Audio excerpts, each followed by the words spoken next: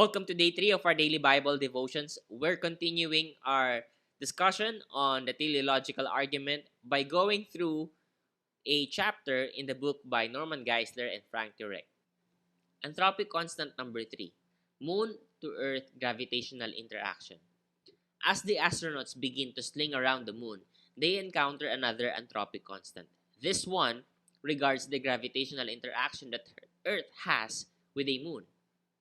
If the interaction were greater than it currently is, tidal effects on the oceans, atmospheres, and rotational period would be too severe. If it were less, orbital changes would cause climatic instabilities. In either event, life on Earth would be impossible. Following their close encounter with the moon, the astronauts are finally heading toward home. However, still another problem arises. The delicate living conditions inside spacecraft are becoming contaminated. As oxygen is being consumed, the astronauts are producing a new problem simply by exhaling. That is, carbon dioxide is beginning to reach dangerous levels inside the ship. If they can't find a way to change the carbon dioxide filters in the LEM, the 3 astronauts will be poisoned by their own breaths. Mission Control tells the astronauts to unpack extra filters designed for the command module.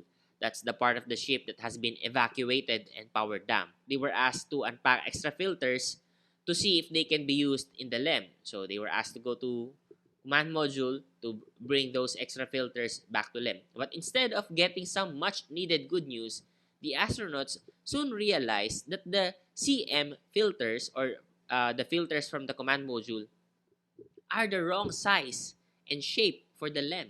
So they were scrambling for a solution.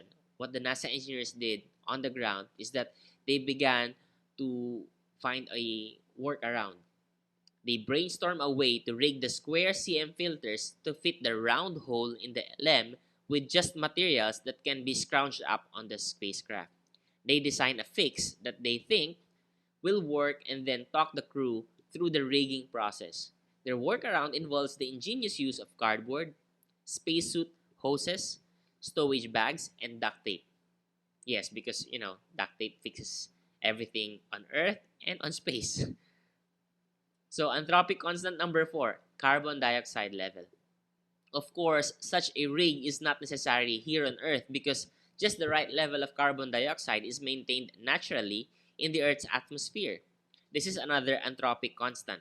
If the CO2 levels were higher than it is now, a runaway greenhouse effect would develop and we'd all burn up. If the level were lower than it is now, plants would not be able to maintain efficient photosynthesis because, as you know, plants inhale carbon dioxide. So, and if that happens, we'd all suffocate, the same fate the astronauts are trying to avoid. So, thankfully, the rigged filters worked and it bought the crew of the valuable time and breathable air that they needed.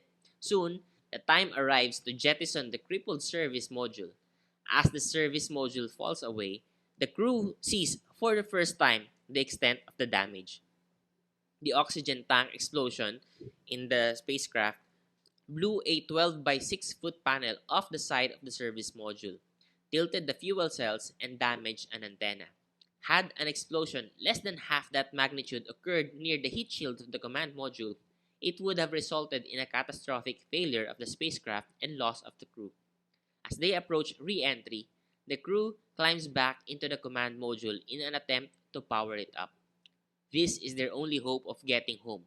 The LEM doesn't have a heat shield. But with all 3 fuel cells dead and only battery power available, the normal command module power-up procedure will not work. Not every system can be brought online because there simply isn't enough juice in the batteries. As a result, they have to rely on a new power-up procedure that other NASA engineers and astronauts have just finished developing on the ground. Despite the danger, the new power-up sequence succeeds, and the astronauts strap themselves in for re-entry. So back on Earth, the world fixates on the fate of the 3 men. News bulletins and press conferences give timely updates.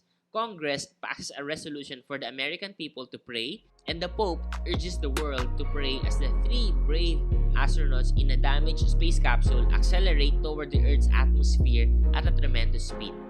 That's it for now. We're going to continue tomorrow.